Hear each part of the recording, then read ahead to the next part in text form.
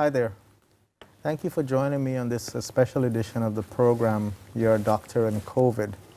We are celebrating 100 episodes of this program since it started to air. And hopefully the nation and those who have watched, those who have listened, you have learned something and you have been able to understand better the COVID-19 pandemic. We continue to have this conversation around the COVID-19 pandemic, and as we are now in the 2/3 through the way of April 2021, it continues to wreak havoc across the world. And most importantly, in Guyana, more than 270 people have lost their lives to COVID-19. That means 270 families have been thrust into mourning, and they are still dealing with this.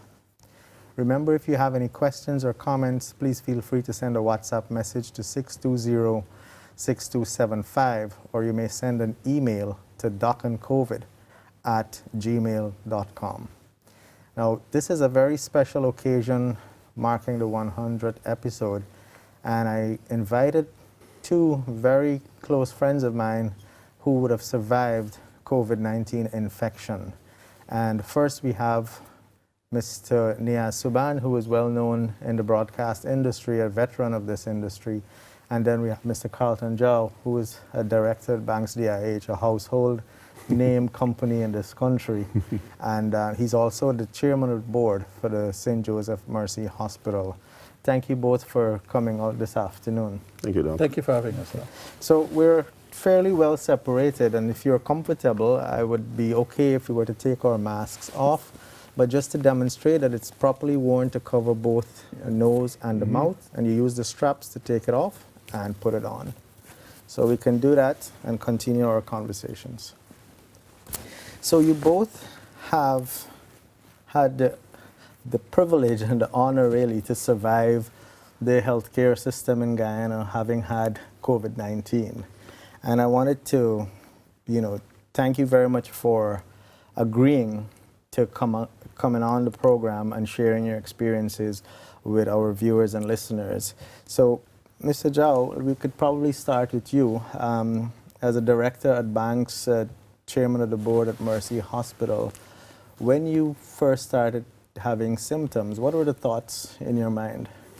Okay, thanks, Dr. Carpen. Niaz, nice to see you again. Same here, bro. Interesting experience, and we're revisiting it exactly 1 year later. My experience started about a week before, the week before Easter. It was a period of great uncertainty for me because I couldn't understand why I was feeling how I felt. Tremendous fever, lots of pains, and it would just refuse to wane. It's very troubling. There for quite a few days. Eventually talking to the team at Mercy, they said, listen, you probably need a COVID test. We just had it arrive. And because I'm associated with Mercy, we were there very early when the first case came in. We put in some mitigation measures. We just don't know what happened. Go get a test. So on Good Friday last year, I did the COVID test. At 2 o'clock on Holy Saturday, I got a call saying, well, Mr. Jung, you're positive for COVID-19. It was a devastating news to hear. Within 2 hours, an ambulance was at my home, 2 ambulances actually, with 5 men in spacesuits, lots of noise. I remember all the neighbors looking out, and I'm absolutely scared because I'm not feeling well. I'm moving away from my family, my friends. The uncertainty was terrific. And I went we were transported at a fast rate to Diamond. Yeah. Diamond was not a nice experience. Diamond was a struggle. You got into an environment with quite a few people who were just like yourself, all walks of life. They were frustrated, they didn't understand what was happening, and they were in a lot of discomfort. As you try to cope with it, one of the struggles that you had, of course, is the mental side of things. You're not feeling well.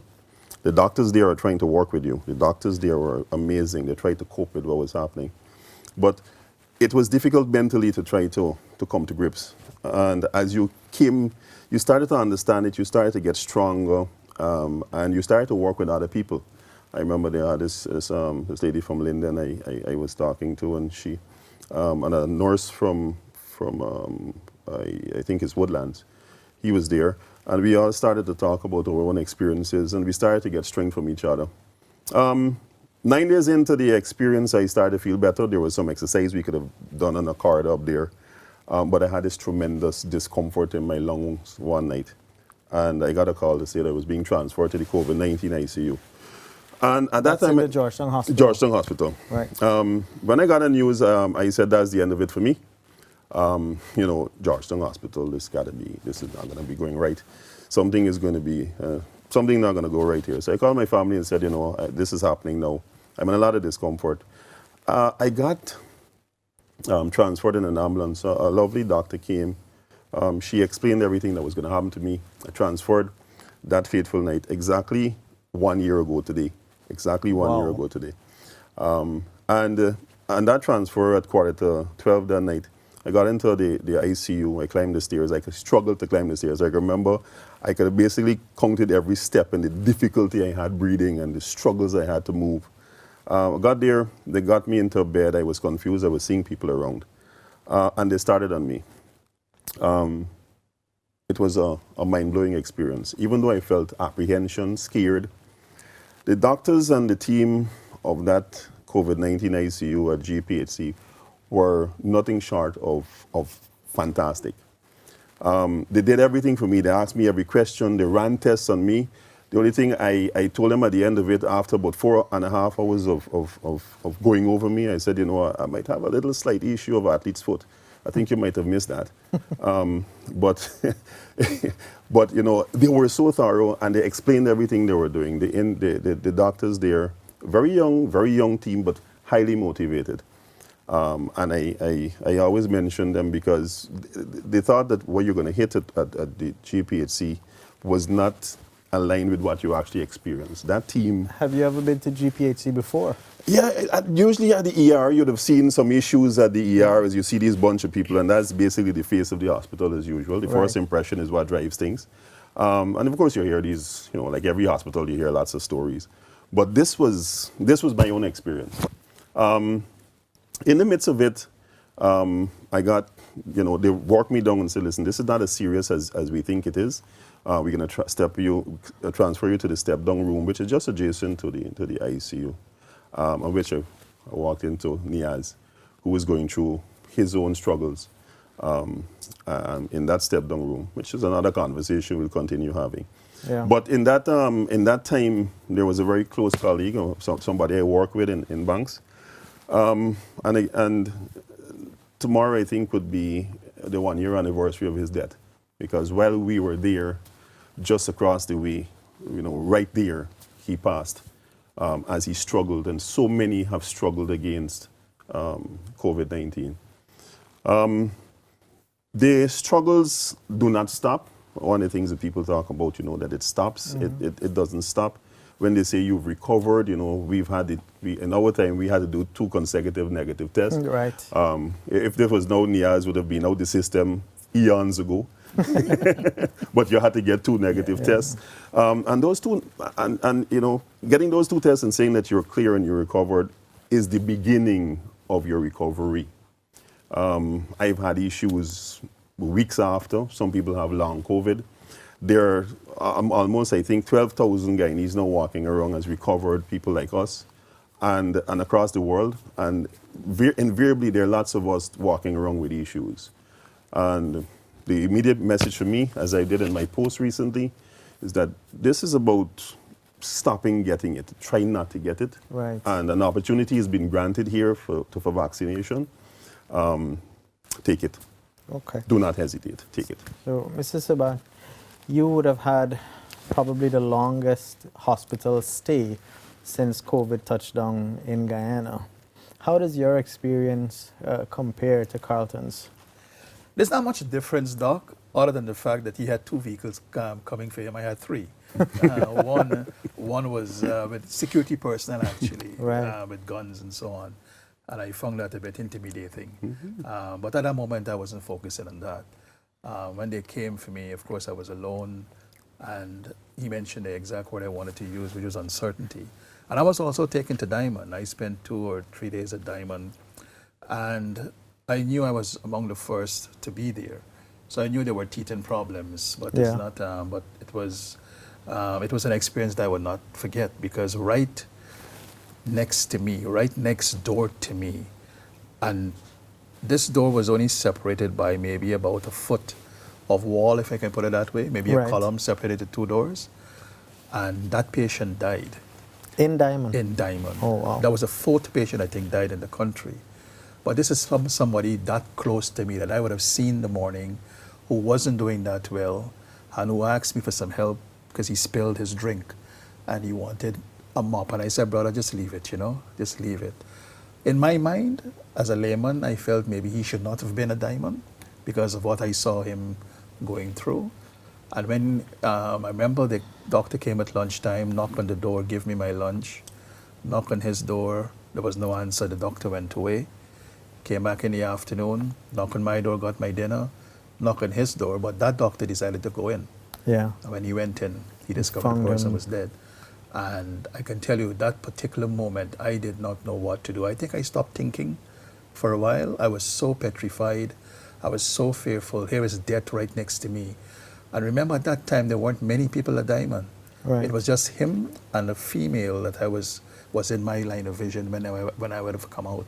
So, and then, not like the Georgetown Hospital, the doctors were not housed in the same building. They were in another Central building. space, yeah. Right. Yeah.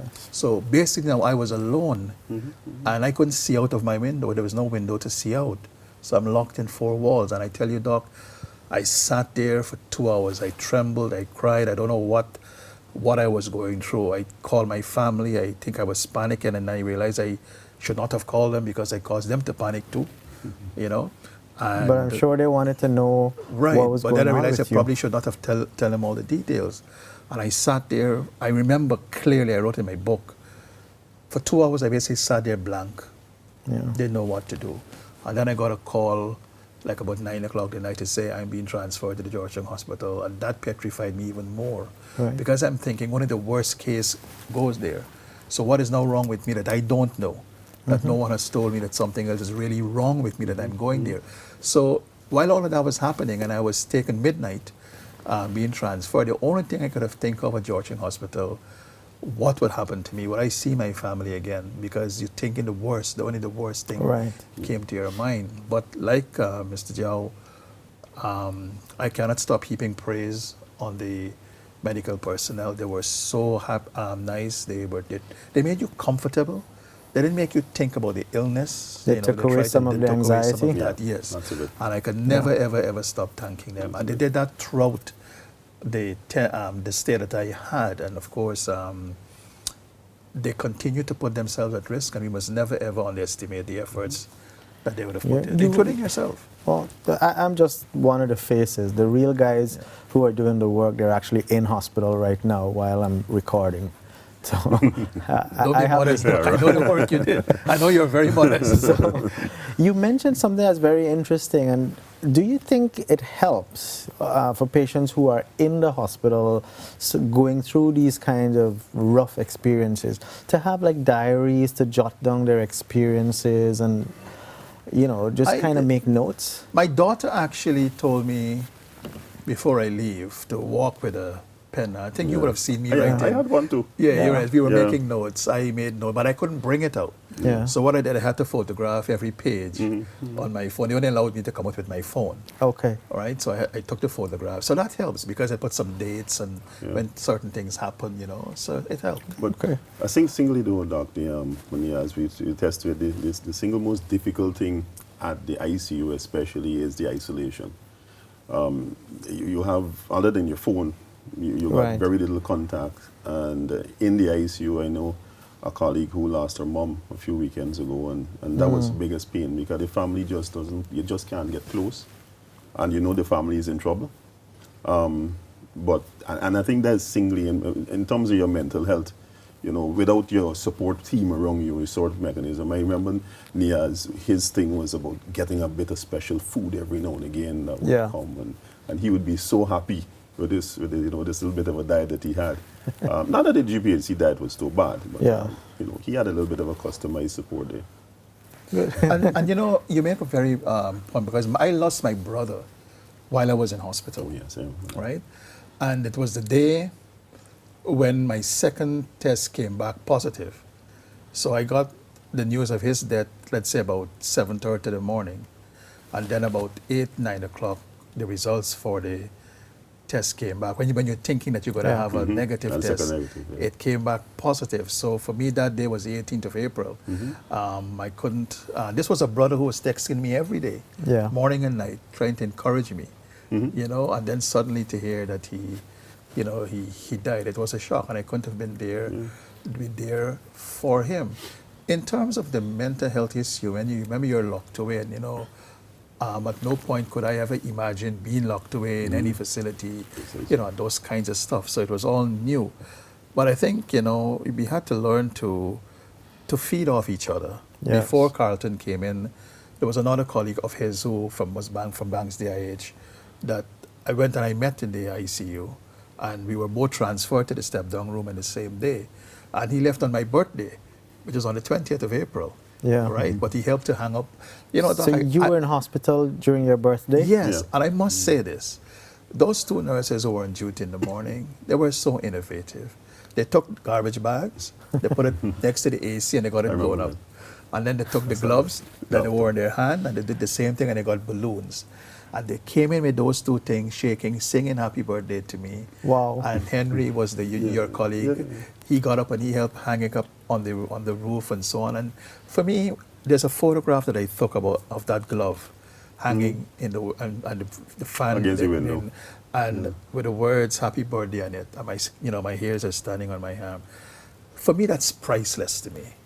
It's not about the glove; it's the thought that these guys did. And I didn't know that outside in the whatever area you call it, where the other team members were, they had bought a cake and they bought KFC and they brought it in during the lunchtime. By then, Henry had left because that was the day that he got discharged. So I was ended up all alone in terms of patients. But then whoever was on duty team came with in, you. and then Carlton came into the room, I think 3 or 4 days after that. Just after. Yeah. So we had to help each other, Of course, We so had to help each other. that kind of support bond that formed in difficult times. So you've both managed to, come out of hospital. By clinical criteria, you have recovered, but like you correctly stated, Mr. Zhao, that recovery starts, not when they clear you, but when you leave, and that's, So tell us a little bit about that recovery and some of the issues that you've had to deal with since then. There were many. Initially, as soon as I came out, I had the worst cough ever I've had in my life. And I knew something was still going on in my lungs. I couldn't walk from here to Niaz without panting for breath. And this went on for a little time. I tried. There was some intervention, a bit of steroids. The doctors, that worked for a little bit, but then it didn't last too long. I eventually got help. I went to Morrissey, got the internal specialist, Dr. Myra, to take a look. Started with x-rays, and she looked at it and said, Mr. Jung, you have a lot going on in your lungs. I've never treated a COVID patient before because remember, this is all right, it's brand new to them. So the doctors are now learning about seeing this for the first time. So I was her case one. And then she says, well, listen, it's very similar to what happens with pneumonia, and I'm going to start you on a regimen. Within 25 days, I was 95% healed. My cough had gone. I could have started moving around, started light exercise. My strength had come back. I could start eating again. And it has been consistently, 1 or 2 issues would come up every now and again. You get these random pains, you don't know why. Seriously, because even in that period of recovery, I would get these little spasms every now and again. But, you just don't understand what it is. And that has been my biggest fear in terms of coming to grips every now and again. I remembering my colleague passing and hearing his screams. But then, as a survivor, you're wondering what the longer term effects of these things are. And I know you mentioned this in a few of your shows. And, and that's always been a concern to me. I've been researching it over and over again. I know they got a lot of long COVID people they're called now, long haulers, who are really suffering. I know there are many among us, and probably they don't know what to do, but I hope they're reaching out and getting the medical help they need. But it's a difficult thing to grasp. And if I can pick up from that, Doc, I would not want to say or not say that I'm a long hauler or long COVID, but only about 5-6 weeks ago, I suddenly felt, well, I never really fully recovered. The things that I could have done before COVID, there are certain things I could not have done. Like when I came out, I had limited use of my right hand. So they would have started physiotherapy in the hospital itself. So I had to continue that physiotherapy for about 6 weeks after. Eventually I can now, but it's now shifted to the left. So I can't pull my left hand, I can't use my left hand to scratch the back of my right. So I have some challenges with that. But those are things that I discovered. But what I found strange is that like about 6 to 7 weeks ago, I noticed when I climbed the stairs, I had to stop. And that didn't happen after I came out of hospital, right? And I had to pant for breath. Next day, and and then I realized that climbing the stairs now is a challenge. And I'm getting the shortness of breath and these unbearable headaches. When I tell you unbearable, that might be I don't know what other adjective to use to describe how intense this headache is. I do get headaches even before COVID, but not to that extent. So I got alarmed. I visited the doctors. They did some CT scans, on the chest and the head and whatever.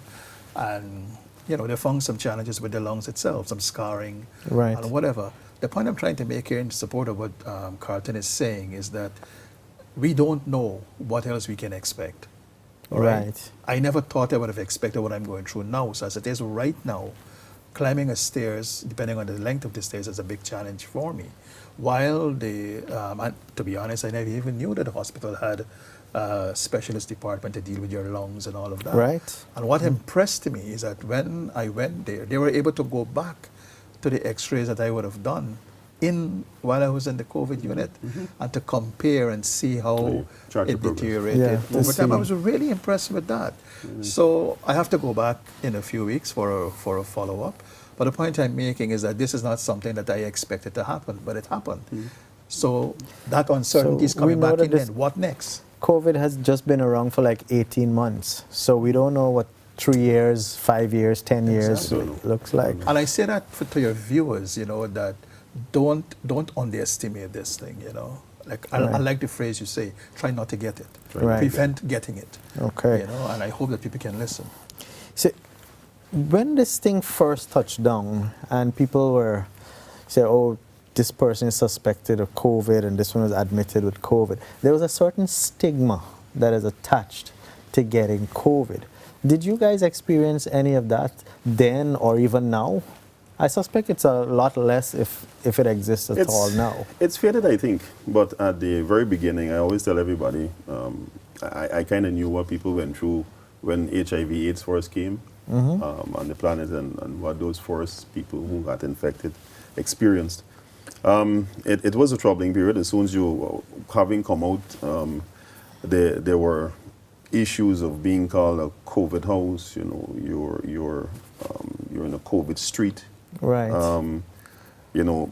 People stayed away physically from you.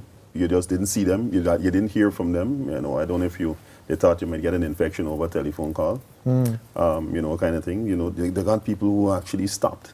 Right. You just stopped hearing from them. And quite frankly, they were scared.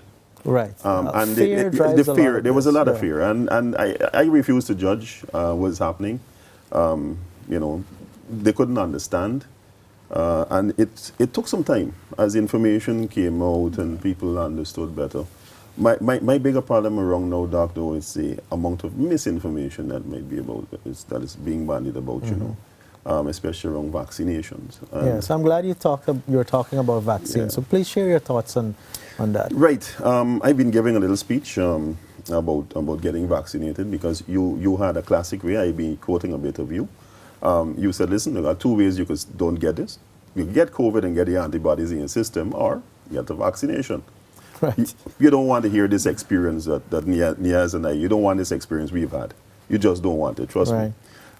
So the next best thing is a vaccination. I tell everybody, you know, I think we all walk around with this little thing in our arm. We've all been vaccinated for smallpox, for Bell and Algib. You know, we were babies when it happened, so we probably didn't remember. People ask, how come this vaccination was developed so quickly in all these different countries?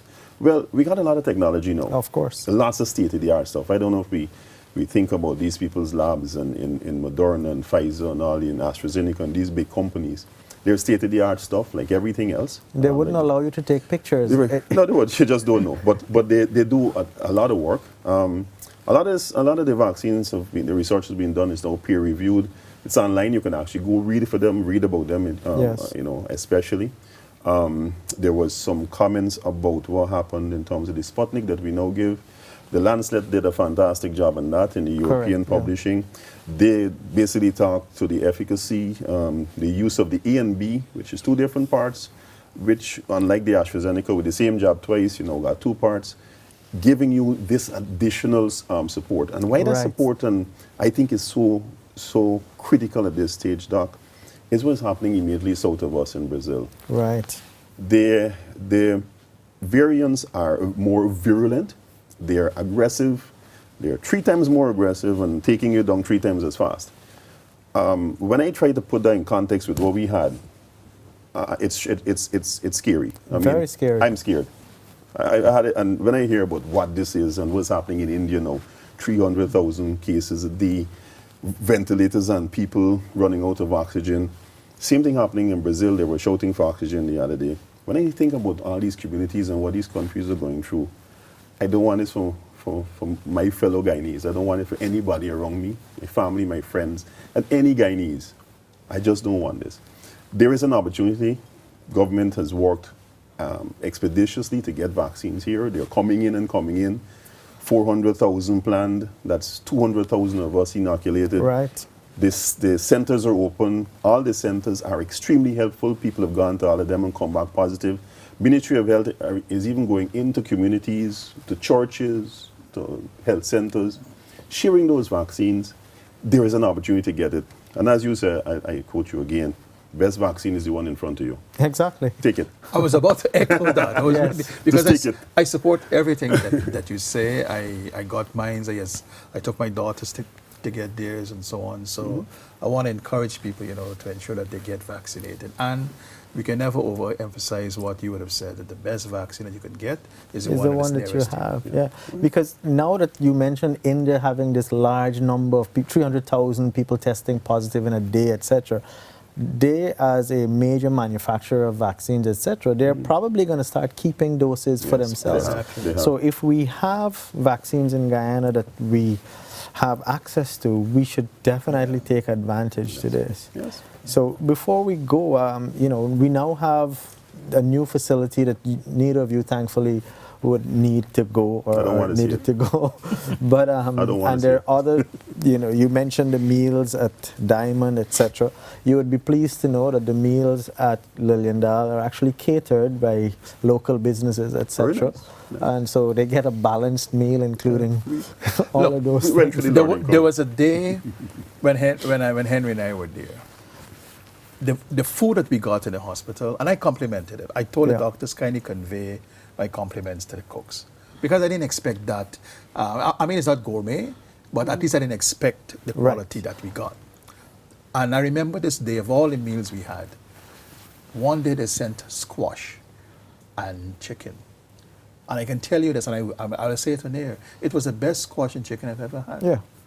You understand? All the other stuff that we had some good stuff.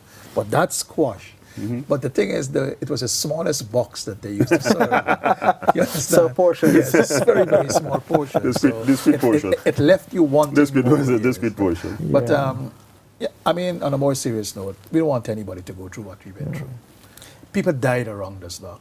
I mean, Carlton was there for a few days, but I think 9 or 12 persons died around me. When I say around me, in the vicinity where I was. And I still feel, when I hear certain sounds of a trolley moving, I am traumatized.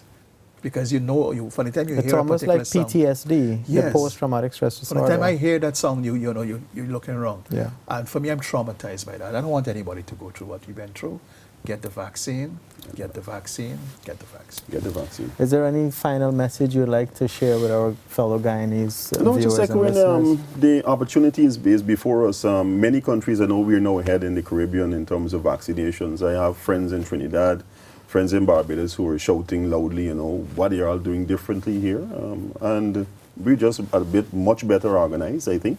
Yeah. And the spread is so good. I mean, the amount of health centers that are available, I don't think anybody would have trouble accessing the vaccine. And we just need to go there and get it. It's a slight job. People were afraid of needles.